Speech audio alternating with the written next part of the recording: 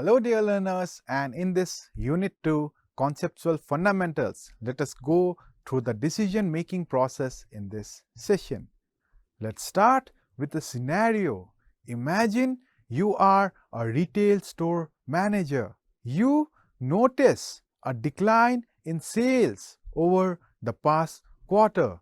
You analyze sales data, customer feedback, and competitor strategies.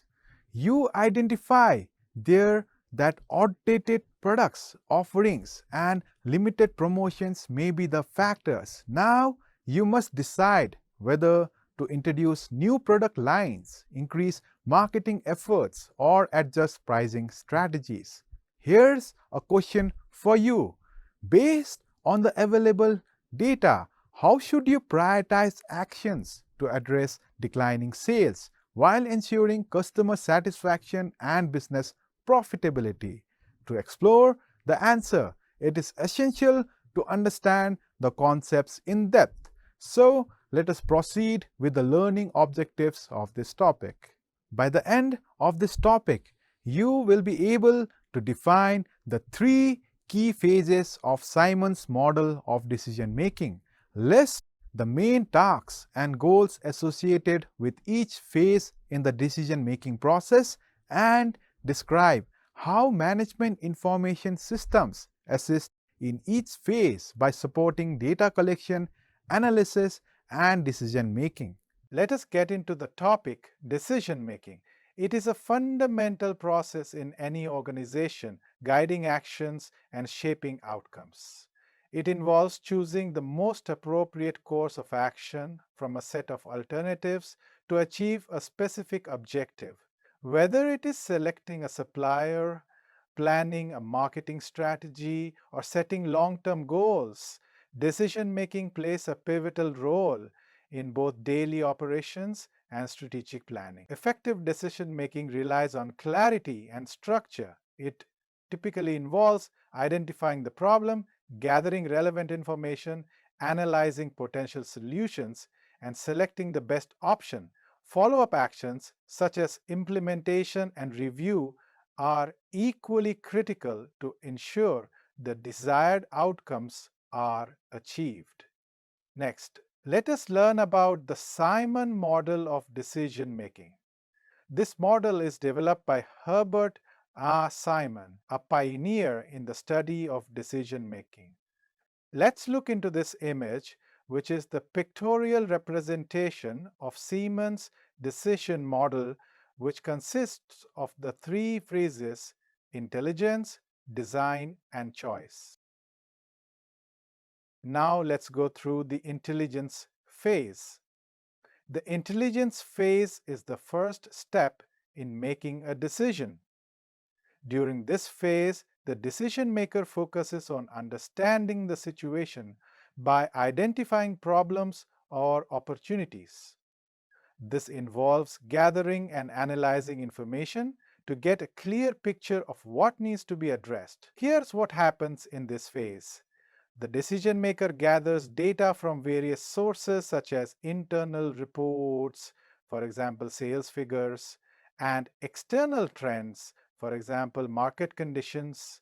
The information collected helps to identify potential problems that may need fixing or areas in the organization that could be improved.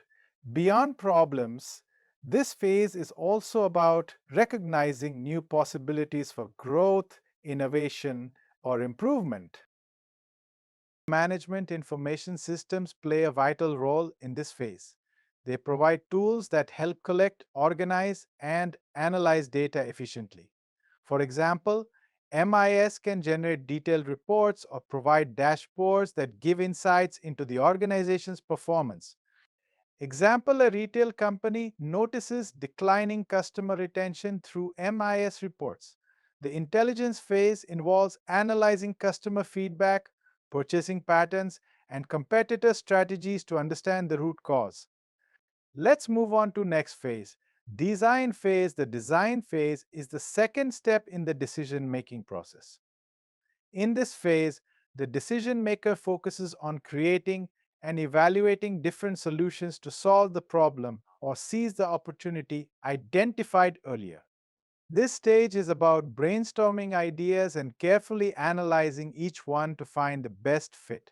Here's what happens in this phase: generating possible solutions using decision support tools, analyzing the pros and cons of each alternative, assessing risks and resource requirements. Imagine a retail company trying to solve its customer retention problem. During the design phase, they come up with three options: launching a loyalty program to reward returning customers, offering targeted discounts to attract customers back, improving customer service training to enhance the overall experience. Using MIS tools such as simulation software, they evaluate the financial impact of each option. For example, the company might calculate the cost of implementing a loyalty program versus the potential revenue it could generate. Let's move to the last stage, choice phase. The choice phase is the final step in the decision-making process. In this stage, the best solution from the options created in the design phase is selected and put into action.